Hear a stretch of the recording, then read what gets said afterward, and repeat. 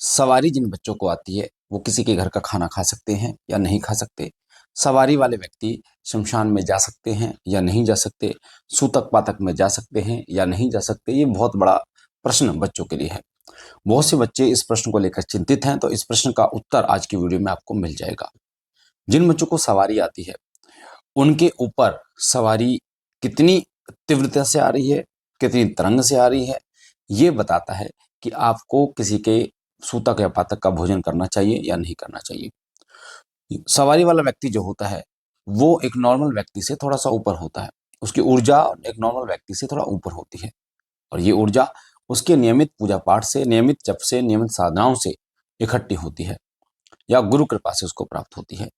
जब शुरुआत की जो अवधि होती है, शुरुआत की अवधि में जिन बच्चों को सवारी शुरू होती है, महसूस होती है, तो वो एक ऐसा समय होता है जैसे एक छोटे बच्चे का समय होता है। यानी एक छोटा बच्चा, जिस बच्चे की केयर हमें करनी पड़ती है, जिसको खाना हमें खिलाना पड़ता है, उसको नहलाना धुलाना, सारी केयर, देखभाल हमें करनी पड़ती है। अगर देखभाल ना करें तो बच्चा चोट भी लग सकती है। उसी प्रकार से शुरुआत के समय में जो तरंग आपको प्राप्त होती है देवता की, वो एक बच्चे के रूप में होती है। शुरुआत में आपको उसको पालना होता है। शुरुआत में आपको उसको धीरे धीरे धीरे धीरे आपको उस तरंग को बड़ा करना होता है।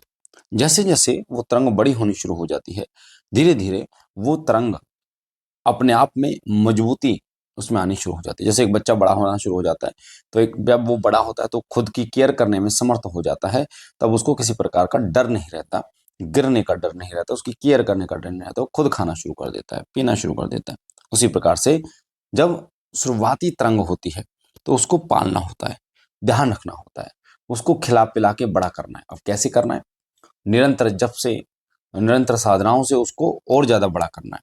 पर एक ऐसा समय आता है जब धीरे-धीरे वो तरंग इतनी ऊर्जावान हो जाती है, इतनी तीव्र हो जाती है कि अब उस तरंग को किसी का भय नहीं रहता, किसी का डर नहीं रहता, और वो अब स्वयं की रक्षा कर पाती है।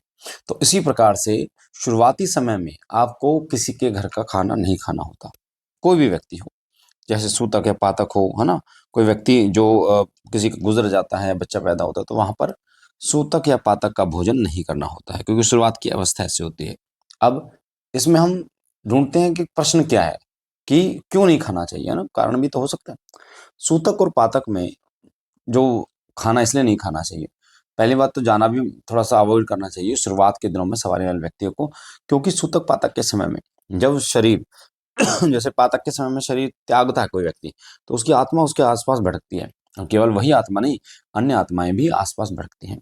सूतक पातक में सवारी वाले व्यक्ति का जो ब्रह्म द्वार होता है, वो खुला रहता है। ब्रह्मरंध्र होता है वो खुला रहता है, क्योंकि जो सवारी शक्तियाँ जो है उसी से एंटर करती हैं। तो जब सकारात्मक शक्तियाँ उसी से एंटर करती हैं, तो नकारात्मक शक्तियाँ भी उसी से एंटर कर सकती हैं।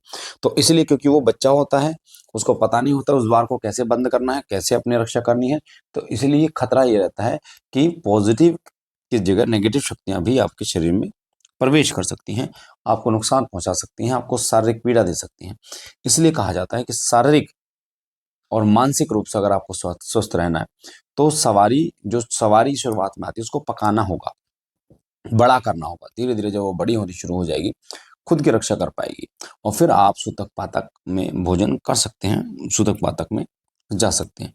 तो मुझे आशा है ये जो मैंने अभी आपको बताया आपके प्रश्न का उत्तर, इसको बहुत गहराई से आप समझ गए होंगे और आपको बहुत अच्छे तरीके से इस प्रश्न के विषय में समझ में आया होगा।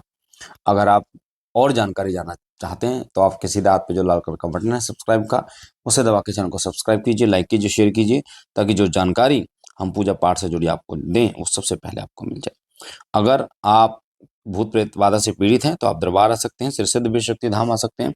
निःशुल्क दरबार लगता है, कोई पैसा नहीं लिया जाता, और हर महीने संकटनाशक हवन होता है। जो नेगेटिविटी वाले बच्चे होते हैं, जो परेशान हैं, जिनके घर में परेशानियां हैं, या किसी प्रकार का दोष है, चाहे पितृदोष हो, कुलदेवी दोष हो, कुलदेवता दोष हो, तो उस दोष का निवारण किया जाता है। इसके लिए आप 29 अक्टूबर को संकटनाशक हवन है, दरबार का नंबर है 8130404375। इस नंबर पर आप व्हाट्सअप करके आप आ सकते हैं दरबार पे, आपको एड्रेस लोकेशन मिल जाएगा।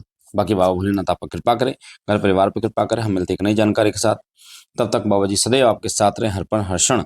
ओम नमः शिवाय, जय सिया राम, हर हर महादेव, बाबा भोलेनाथ सदैव आपकी मनोकामना को पूर्ण करें, आपको स्वस्थ रखे, आपके परिवार को स्वस्थ रखे और आपके घर में वास करें। जय श्री राम।